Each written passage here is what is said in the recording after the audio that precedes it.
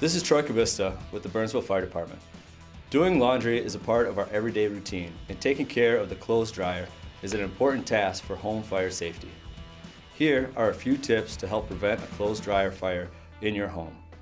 When purchasing a dryer, have it installed and serviced by a professional. Make sure the right plug and outlet are used, that the machine is properly grounded. If using a gas dryer, it should be inspected by a qualified professional to ensure the gas line and connection are intact and free of leaks.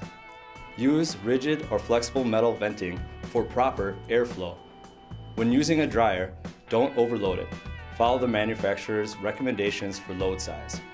Don't use a dryer without a lint filter. Turn the dryer off if you leave home or when you go to bed. Make sure the vent pipe is not restricted and the outdoor vent flap will open when the dryer is operating. If it is taking longer than normal for your clothes to dry, clean the lint out of the vent pipe or have a dryer lint removal service do it for you. And always clean the lint filter and lint around the drum before and after each load of laundry. This has been another Burnsville Public Safety Minute.